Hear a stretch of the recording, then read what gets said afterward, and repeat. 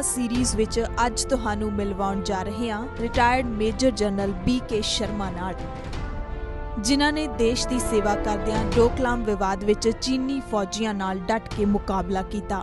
ਡੋਕਲਾਮ ਇਲਾਕੇ ਨੂੰ ਭਾਰਤ ਨੇ ਡੋਕਾਲਾ, ਭੂਟਾਨ ਨੇ ਡੋਕਲਮ ਪਠਾਰ ਤੇ ਚੀਨ ਨੇ ਡੋਕਲਾਂਗ ਦਾ ਨਾਮ ਦਿੱਤਾ ਹੈ।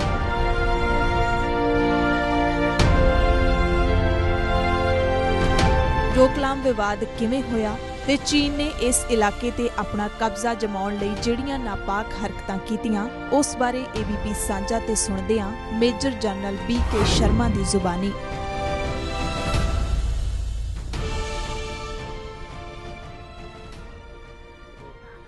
हिंदुस्तान का चाइना के साथ सामना डोकलाम सेक्टर में हुआ। डोकलाम एक ऐसी जगह थी जहां पे बंकर्स भी डिस्ट्रॉय हुए, चाइना की तरफ से सड़कें भी बनाई गई और भी बहुत कुछ हुआ।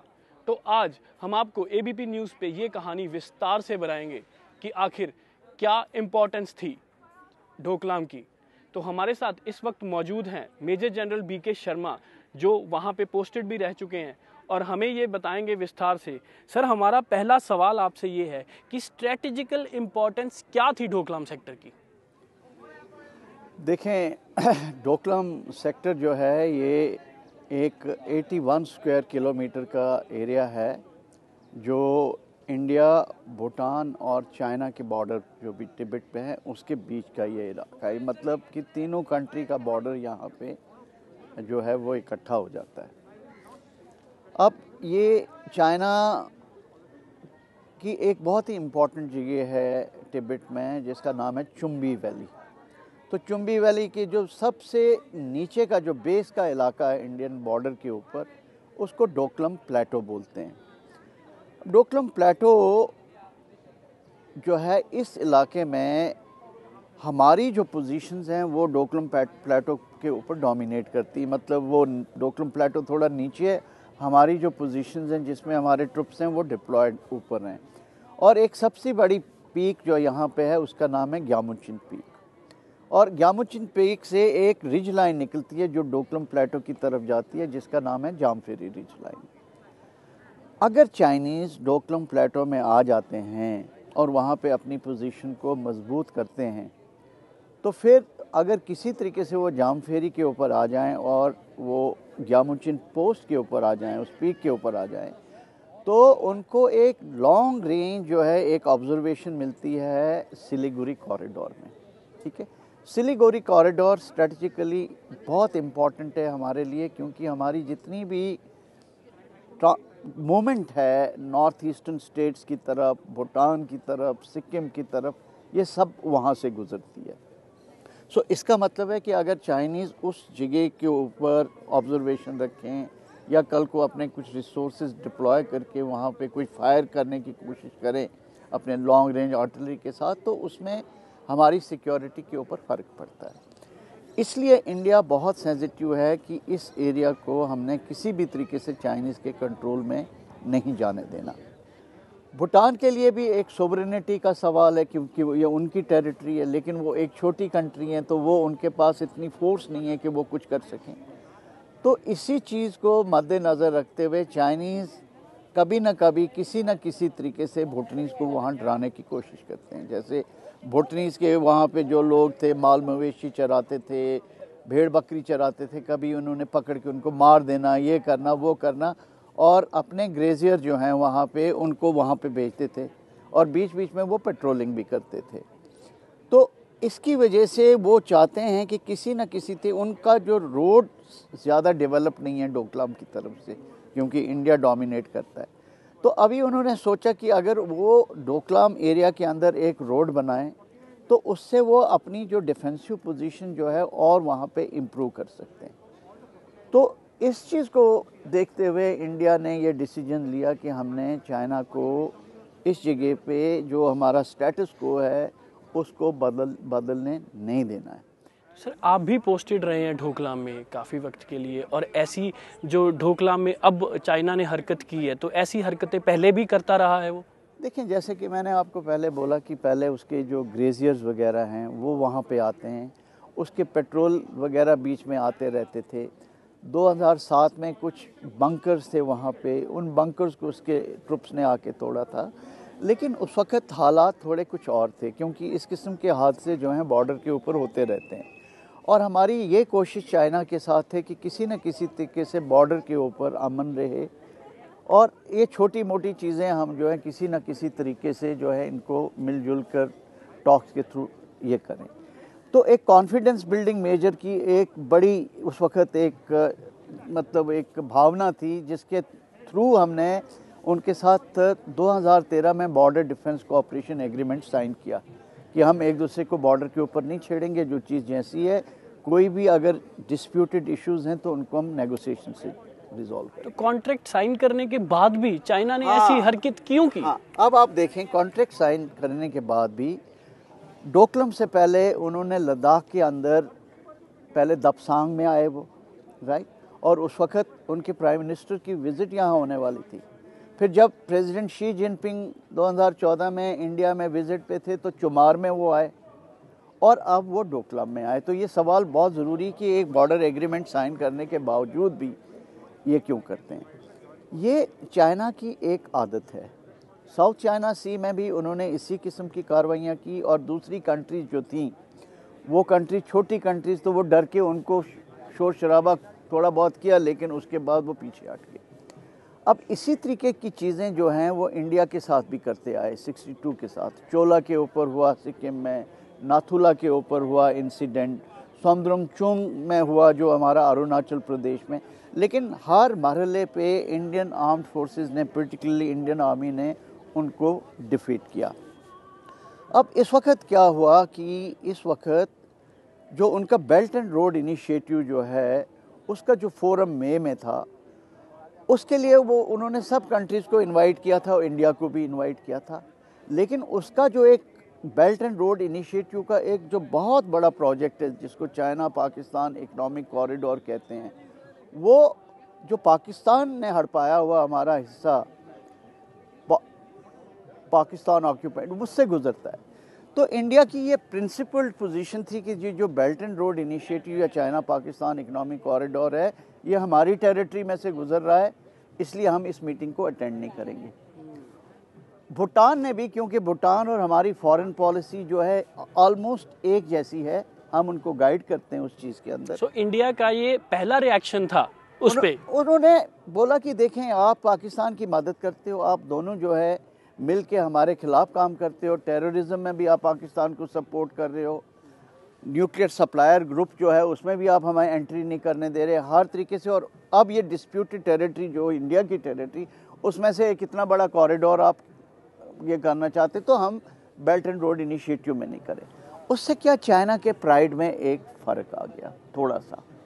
दूसरी तरफ से उसी वक्त जो है प्राइम मिनिस्टर मोदी जो है वो प्रेसिडेंट ट्रंप को मिल रहे थे, तो उन्होंने बोला शायद ये एक अच्छा मौका है कि हम इंडिया को इस इलाके में जाके इंडिया के लिए थोड़ी बहुत एक एम्बैरेसमेंट पैदा करें, ठीक है।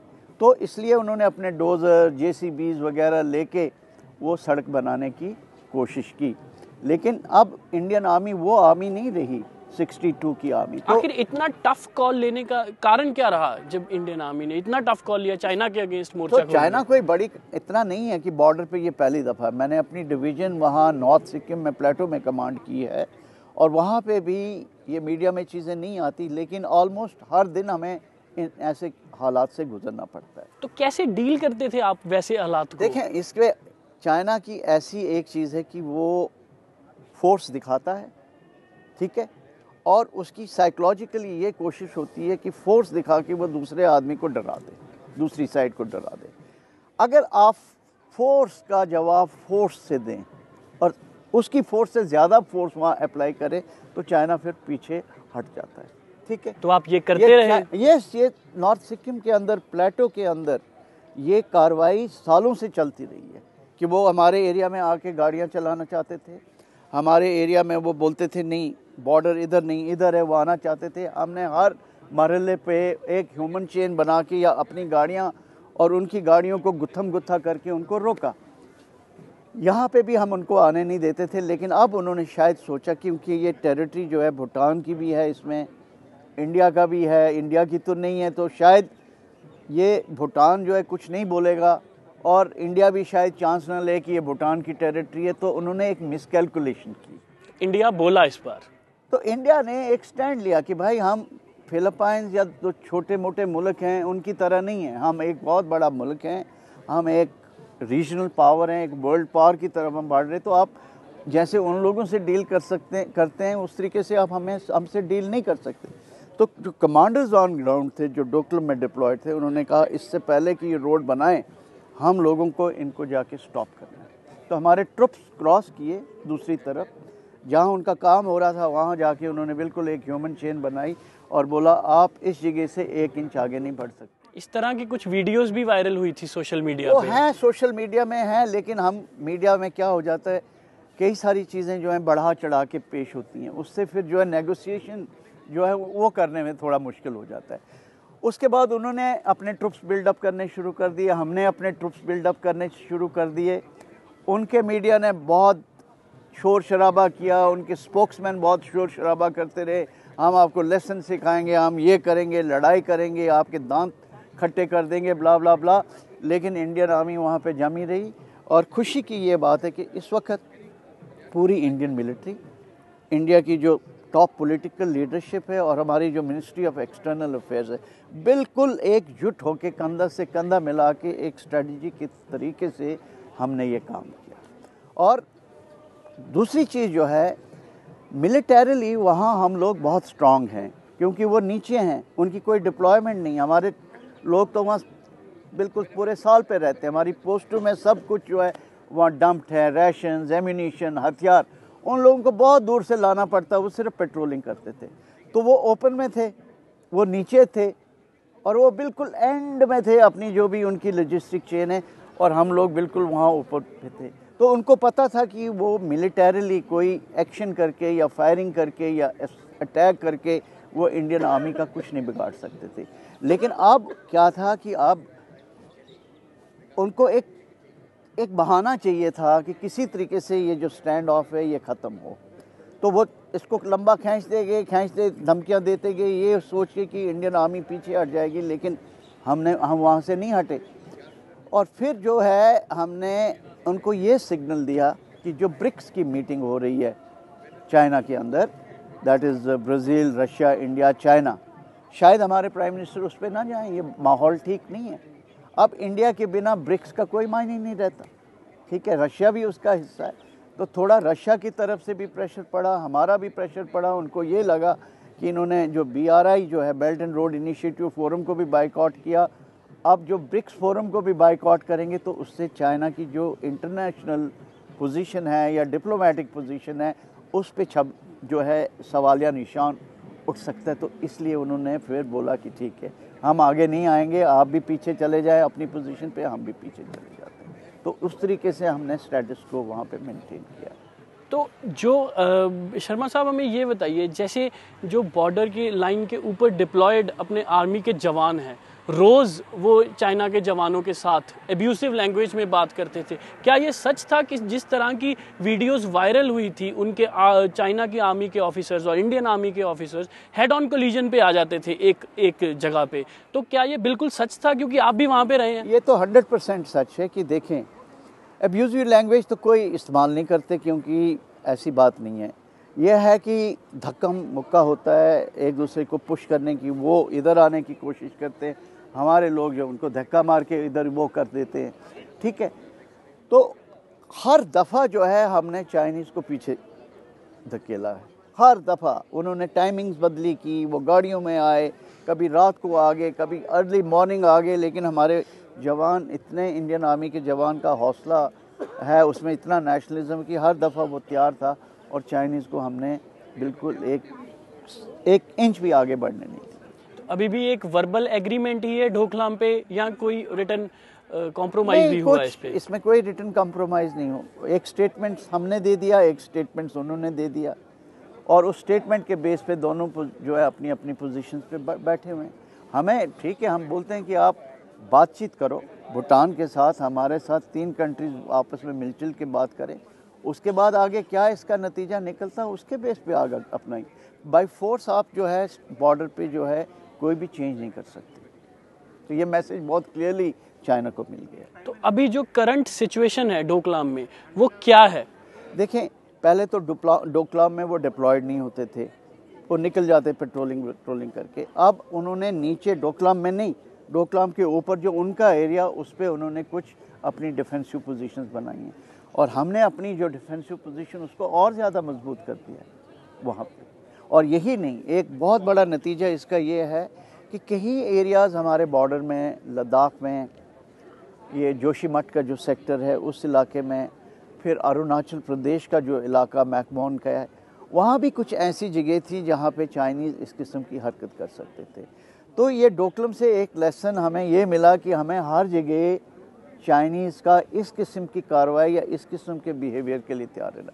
तो वहाँ भी इन एंटिसिपेशन जो है हमने अपनी प्रिपरेशन कर ली है कि कहीं पे भी चाइना जो है वो सक्सेसफुल ना हो इस किस्म की कार्रवाई करने के लिए। तो अभी भी कोई रिटन एग्रीमेंट नहीं है कि डोकलाम के बारे में? वर्बल स्टेटमेंट्स के बेस पे यह स्टेटस को मेंटेन करो। देखें, हमारी एक ट्रीटी है और वो है 2012 की ट्रीटी, ठीक है। उस 2012 की ट्रीटी में ये डिसाइड किया है कि जो भी आगे इस चीज़ का फ्यूचर होगा वो 3 कंट्रीज मिल के डिसाइड करेंगे। तो उस पर कायम है। हम बोलते हैं नेगोशिएशन टेबल पे आ जाएं, फोर्स इस्तेमाल ना करें। अगर आप फोर्स इस्तेमाल करेंगे, आपकी फोर्स का जवाब हम और ज़्यादा फोर्स से देंगे। तो डर अभी ना कहीं अभी भी ये होगा कि चाइना दोबारा से ऐसी हरकत कर सकता है। डोकलाम में तो उनका मिलिटरीली एडवांटेज नहीं है, वहाँ नहीं वो आ सकते क्योंकि वहाँ बहुत ज़्यादा मजबूत हैं।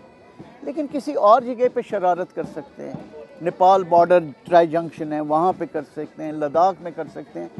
उसके लिए भी जो है, जो पहले हम थोड़ा बहुत हमारी जो इंफ्रास्ट्रक्चर बॉर्डर में डेवलप नहीं हो रही थी, तो गवर्नमेंट ने भी अब फैसला लिया है कि जो है हमें ये वॉर फुटिंग पे काम करना है और ये इंफ्रास्ट्रक्चर हमने डेवलप करनी है। तो उसकी तैयारी, ये एक अच्छा लेसन मिला हमें डोकलाम से कि चाइना इस किस्म की शरारत करता है और हमें दूसरे सेक्टर्स के अंदर भी इस किस्म की शरारत के लिए तैयार रहना है। तो सर, एक ऐसा इंस्टांस हमें ऑडियंस को सुना दीजिए जो आपको बहुत मेमोरेबल हो डोकलाम सेक्टर का, जब आप वहाँ पे पोस्टेड थे। देखें, डोकलाम सेक्टर का तो इंसिडेंट मैं आपको क्या बताऊं। वहाँ एक बहुत ही वो मुश्किल एरिया है, हाई एल्टीट्यूड है और एक ऐसा एरिया है कि मतलब वहाँ आप समझें कि तकरीबन 2-3 घंटे के लिए वहाँ डे लाइट मिलती, बाकी फॉग ही रहता है। और मुझे याद है कि मैं प्रिंसिपल ऑपरेशनल ऑफिसर था और मैं वहाँ रिकॉनेसेंस के लिए गया था, मैं ब्रिगेडियर था। तो हेलीकॉप्टर ने मुझे वहाँ छोड़ दिया। उसके बाद वेदर पैकअप हुआ तो पूरे दिन हेलीकॉप्टर वहाँ आ नहीं सका, तो मुझे वहाँ से पैदल जो है वो आना पड़ा गैंगटॉक मतलब जो वहाँ से रोड हेड है। तो उसमें एक जगह है 32 मोड़, जो बहुत ही ख़तरनाक चढ़ाई है और मेरी एक्लिमेटाइजेशन भी नहीं थी। तो वहाँ के जो ब्रिगेड कमांडर थे और मैं था, तो 32 मोड़ से हम तकरीबन 7-8 घंटे पैदल चल के जो है वापस आए। तो वो मेरी मेमोरी में याद है। बाकी जो ये मुझे एज अ मिलिट्री प्रोफेशनल लगता है कि हाँ, वहाँ हम बहुत ही ज़्यादा स्ट्रांग हैं और अगर चाइनीज़ ने वहाँ कोई भी शरारत करने की कोशिश की होती तो उनकी बहुत ज़्यादा बेइज्जती हो जाती। और मेरा आखिरी सवाल सर ये कि क्या सरकार इनफ कर रही है डोकलाम सेक्टर के लिए या अभी और भी ज़रूरत है?